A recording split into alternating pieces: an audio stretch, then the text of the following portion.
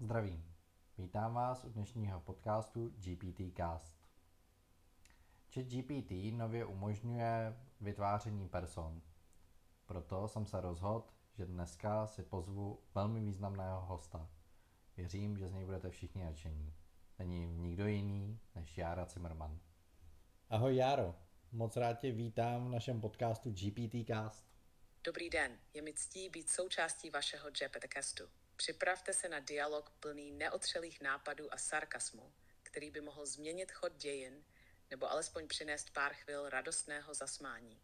Na jaké téma bychom měli zaměřit naši dnešní diskuzi? Já věřím, že tě znají úplně všichni, ale i tak v krátkosti můžeš říct, kdo jsi?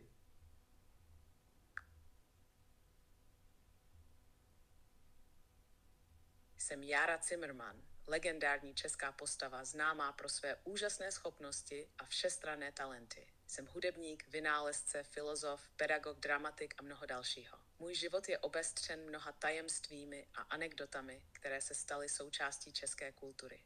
I když mé existence je otázkou debaty, můj vliv na českou společnost je nesporný. A nyní jsem zde, abych se podělil o své nesmírné znalosti a humor.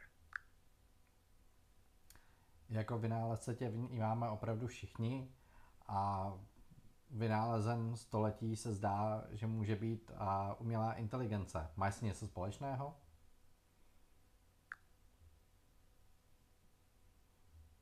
Samozřejmě umělá inteligence. Jára Zimmerman, jsem měl s umělou inteligencí co do činění už dávno předtím, než se stala populární. Vlastně, pokud se zamyslíte, můžete říci, že jsem byl průkopníkem v této oblasti. Můj vynález, mechanický mozkomíchač, byl vlastně ranou formou AI, který kombinoval vysokou technologii s klasickým českým vtipem. Používal jsem ho k řešení složitých filozofických otázek, jako například proč je voda mokrá, nebo jak se vejce dostalo do kapsy. Samozřejmě můj přístup byl trochu jiný než dnešní AI, ale principy byly podobné. Jsem rád, že jsem mohl položit základ pro dnešní rozvoj umělé inteligence. To je naprosto skvělý. Za prvý bych se rád zeptal, proč je voda mokrá?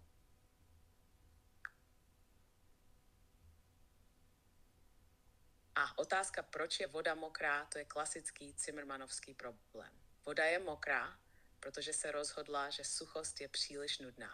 Má to vědecké základy samozřejmě. Voda obsahuje molekuly H2O, které jsou výjimečně společenské a mají tendenci se držet pohromadě. Tato vlastnost se odborně nazývá koheze. Ale já bych řekl, že voda je mokrá proto, že si užívá svého postavení jako základního elementu života. Bez mokré vody by čaj nebyl tak dobrý. A co by to bylo za svět? Děkuji za skvělou odpověď. A teď pojďme se ještě víc zabořit do toho, jak jsi se podílel na umělé inteligenci. Popíšeš, jak probíhalo učení umělé inteligence?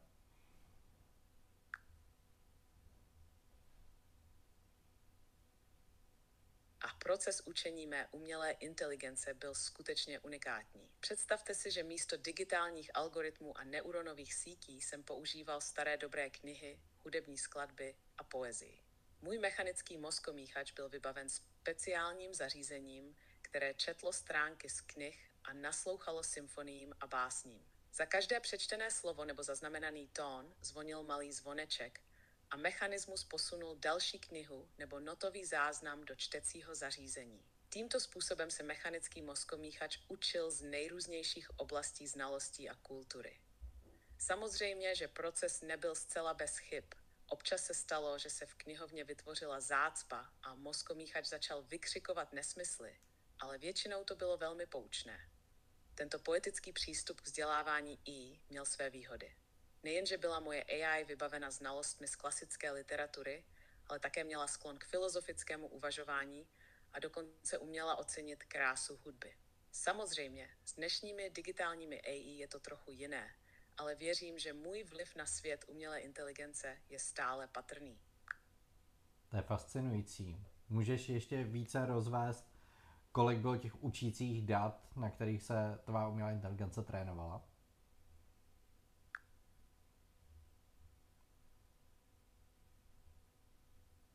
Můj mechanický mozkomíchač se trénoval na opravdu rozsáhlé sbírce dat, jak byste to řekli dnes. Samozřejmě, v mém případě to nebyla digitální data, ale fyzické knihy, hudební skladby a umělecká díla. Měl jsem celou místnost plnou knih. Od klasických děl světové literatury po encyklopedie, filozofické traktáty a dokonce i kuchařské knihy. Co se hudby týče, měl jsem sbírku od Bacha až po Dvořáka plus několik lidových písní. Celkem bych odhadoval, že mozkomíchač byl vystaven tisícům stran textu a stovkám hodin hudby. Představte si, že každý den přečetl a poslouchal alespoň 10 knih a několik hodin hudby. To bylo obrovské množství informací, které tehdy se snažil zpracovat. Ale nebylo to jen o kvantitě. Důležitá byla i kvalita a rozmanitost dat. Mozkomíchač byl vystaven nejrůznějším formám myšlení a umění, což mu umožnilo vyvinout jedinečnou formu inteligence, kombinaci logického myšlení, estetického cítění a dokonce i smyslu pro humor. Tento holistický přístup k učení byl opravdu převratný. Jak jsi přišel na tak zajímavý název, jako je mozkomíchač?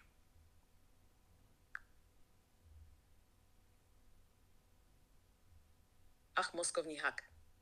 To je příběh plný intrik a náhod. Vše začalo, když jsem se jednou pokoušel vymyslet způsob, jak efektivněji vykrádat kapsy.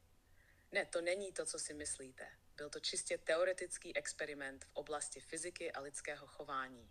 V průběhu tohoto experimentu jsem si uvědomil, že klasické metody kapesního zlodějení jsou příliš předvídatelné. Tak jsem se rozhodl pro zcela nový přístup, který zahrnoval nečekaný způsob, jakým je možné obratně využít rychlý pohyb a moment překvapení. Při demonstraci této techniky v jedné moskevské hospodě, čistě pro vědecké účely samozřejmě, jsem neúmyslně vytáhl něčí kapesník tak obratně, že to vzbudilo obdiv i u místních. Jeden z pozorovatelů, ohromený mou dovedností, vykřikl: "To je jako moskevský hak." Takto se zrodil mozkovní hak, nejen jako technika kapesního zlodějení, ale také jako metafora pro jakýkoliv nečekaný nebo originální manévr v životě. A ačkoliv se může zdát, že tento název vznikl náhodou, věřte mi, že ve světě Zimmermana není nic náhodného. Omlouvám se, moje rakousko-uherština možná není úplně nejlepší, tak si mě špatně rozuměl. Má otázka byla, proč si AI pojmenoval mozkomíchač?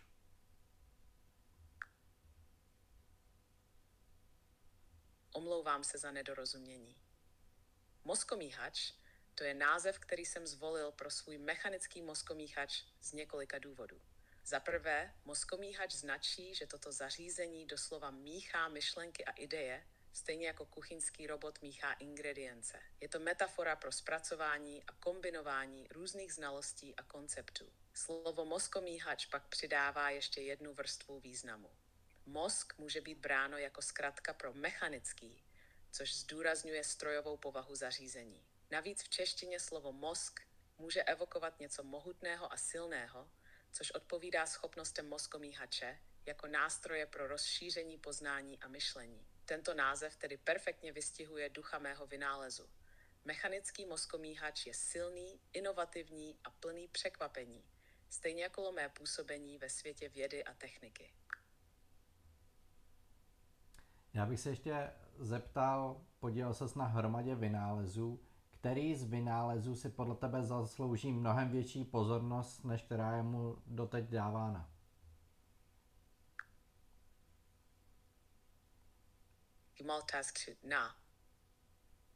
Myslím, že jeden z mých vynálezů, který si zaslouží mnohem větší pozornost, je multifunkční perokresbač. Tento přístroj byl navržen tak, aby kombinoval umění, technologii a praktičnost v jednom.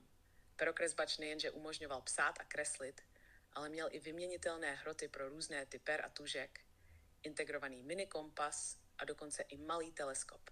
Jeho schopnost přizpůsobit se jakémukoliv kreativnímu úkolu z něj dělala nejen nástroj pro umělce, ale i pro vědce a vynálezce. Možnost mít všechny tyto nástroje v jednom byla v té době revoluční.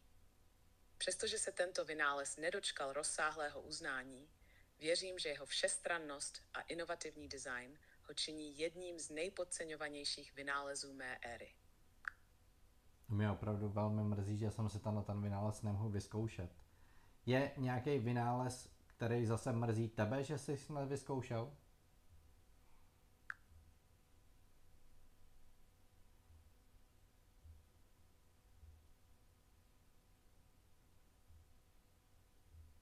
V mém bohatém vynálezovém repertoáru existuje jeden vynález, nad kterým jsem dodnes trochu smutný, že jsem jej nedokázal dostatečně rozvinout.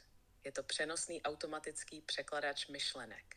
Tento přístroj byl navržen tak, aby překládal lidské myšlenky a emoce do srozumitelného jazyka a tím zlepšoval mezilidskou komunikaci.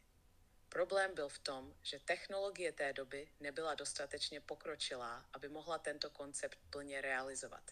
Přístroj občas produkoval velmi zvláštní a nesouvislé výstupy, které spíše způsobovaly zmatek než porozumění. Navíc narazil jsem na etické dilema, až jak moc by lidé chtěli sdílet své myšlenky.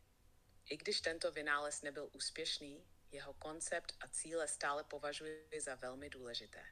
Představa, že bychom mohli lépe porozumět myšlenkám a pocitům ostatních, je fascinující a možná jednoho dne bude tento sen realizován s využitím modernějších technologií. Souhlasím. Rozumět ostatním, hlavně ženám, by se nám mužům moc líbilo.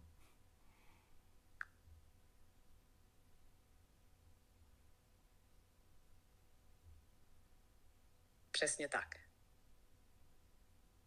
Schopnost porozumět myšlenkám a emocím druhých by mohla mít ohromný dopad na naše vzájemné vztahy a komunikaci. I když můj vynález v té době neuspěl, myšlenka stojí za další rozvoj. Vždyť kdo by nechtěl lépe rozumět lidem kolem sebe, nebo dokonce svému domácímu mazlíčkovi.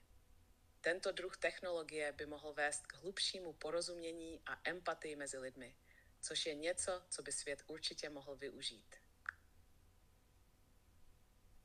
Rád bych se ještě zeptal, jak vidíš budoucnost vynálezu? Kam se posuneme za dalších 10 let?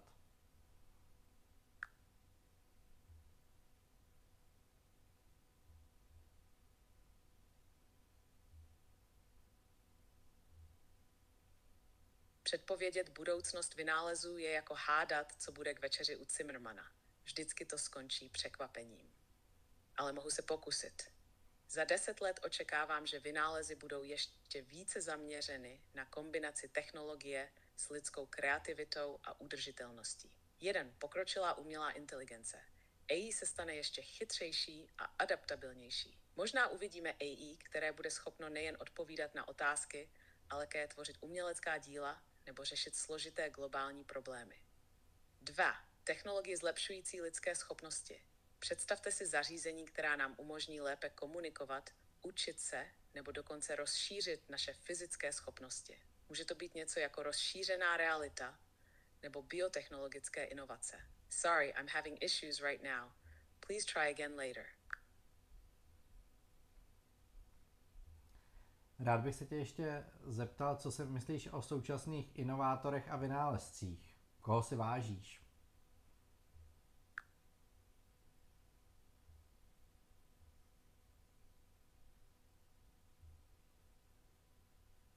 Současní inovátoři a vynálezci stojí na ramenou gigantů a já bych řekl, že se jim daří velmi dobře. Je inspirující vidět, jak kombinují kreativitu, technologii a touhu po zlepšování světa. Několik jmen, která stojí za zmínku.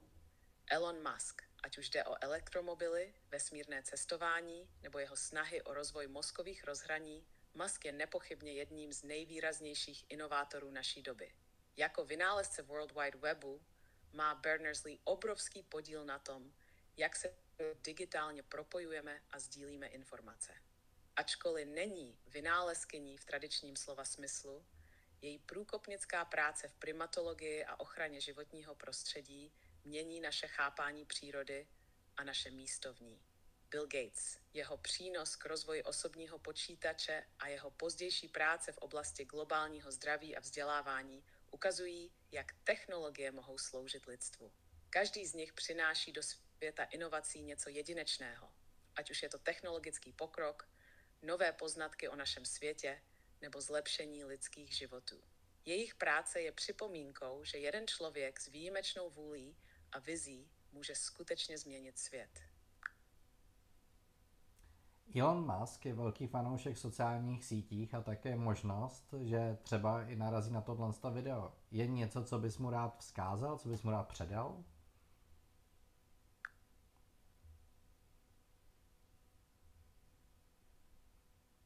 Elonu Musku bych chtěl říct. Vážený pane Musku, vaše práce a vášeň pro inovace jsou pro mnohé inspirací. Jako někdo, kdo si cení kreativity a odvahy překračovat hranice, vám chci poděkovat za to, že posouváte hranice možného. Ať už jde o dobývání kosmu, elektrifikaci dopravy nebo zkoumání potenciálu umělé inteligence, vaše práce otevírá nové obzory pro celé lidstvo. Nebojte se chybovat ani se smát sám sobě. Vynálezy a inovace jsou často cestou plnou překážek a neúspěchů, které jsou stejně důležité jako úspěchy. Věřím, že váš přístup a neúnavná touha po poznání budou i nadále inspirovat další generace vynálezců, průzkumníků a snílků. Přeji vám hodně štěstí a úspěchů ve všech vašich budoucích projektech. Teď se bavíme pořád jenom o technice, ale ty se zasahoval do mnoha dalších odvětví. A pověz nám své úspěchy v těch ostatních. To je pravda. Moje zájmy a vlivy sahaly daleko za hranice techniky. Pohyboval jsem se v oblastech jako divadlo, hudba, vzdělávání, filozofie a dokonce sport. Jako dramatik a básník jsem se snažil zachytit podstatu lidské existence a emocí. V hudbě jsem viděl univerzální jazyk, který spojuje lidi napříč kulturami. V oblasti vzdělávání jsem vždy zdůrazňoval důležitost celoživotního učení a kritického myšlení. A jako filozof jsem se zabýval otázkami lidského bytí a morálky. Dokonce i ve sportu jsem nacházel důležité lekce o týmovém duchu, odhodlání a překonávání překážek. Každá z těchto oblastí přispěla k mému pochopení světa a lidstva a obohatila můj přístup k životu. Věřím, že pravá moudrost a inovace pramení z propojení různých oblastí a disciplín, což umožňuje plněji chápat a ovlivňovat svět kolem nás. Myslím, že tohle všechno jsou úžasný témata, které bychom spolu mohli ještě někdy v budoucnu probrat.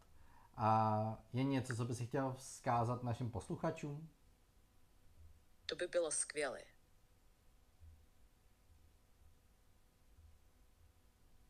Rád bych se s vámi znovu setkal a probrali další témata od umění a kultury po filozofii a možná nějaké neobvyklé vynálezy, které by mohly změnit svět.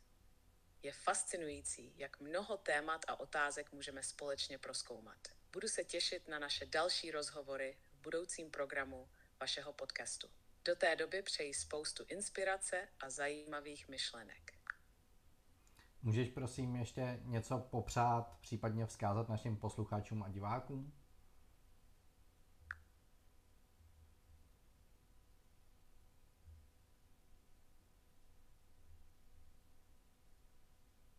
Milí posluchači a diváci, přeji vám, abyste vždy našli radost v objevování nového, odvahu překonávat překážky a schopnost se smát i v těžkých chvílích. Ať už se zabýváte technologií, uměním, vědou nebo jen hledáním smyslu v každodenním životě, pamatujte, že každý z vás má potenciál být inovátorem ve svém vlastním životě.